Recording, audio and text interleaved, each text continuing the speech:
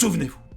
Souvenez-vous, en septembre dernier, Ubisoft avait annoncé que 2 licences majeures allaient arriver en réalité virtuelle. Alors, ne nous y trompons pas.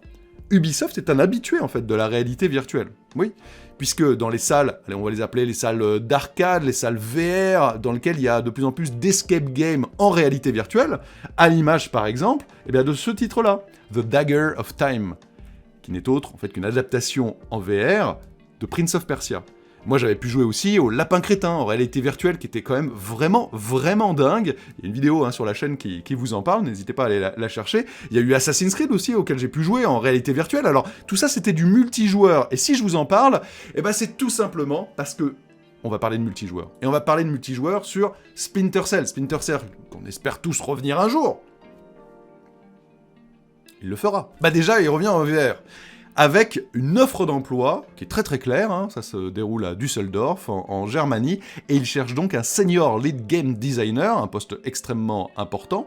Bon, on se doute que s'il cherche un tel poste maintenant, c'est que le jeu ne doit pas être encore extrêmement avancé, avec une mention importante, c'est qu'il cherche quelqu'un pour superviser les fonctionnalités multijoueurs. Alors quand on précise le multijoueur, est-ce que ça veut dire aussi que d'un côté il y aura le multi, de l'autre il y aura le solo? Pour l'instant c'est difficile à dire, mais ce qui est certain, c'est que Splinter Cell est une licence qui s'est déjà pas mal épanouie en multi.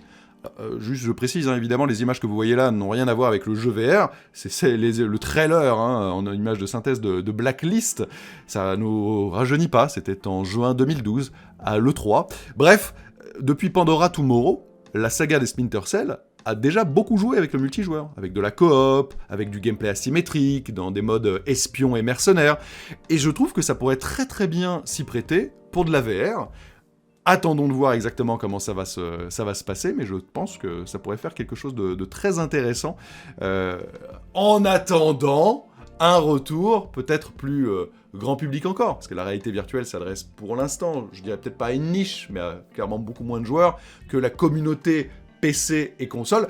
Je rappelle aussi que ce Splinter Cell VR, ainsi que le futur Assassin's Creed en réalité virtuelle, seront des exclusivités pour les masques Oculus. C'est ça l'accord d'Ubisoft. Donc pour l'instant, n'attendez pas cela sur le Valve, Index ou encore le PlayStation VR. Mais à terme, on verra. La bataille des exclusivités, ça se joue aussi en réalité virtuelle.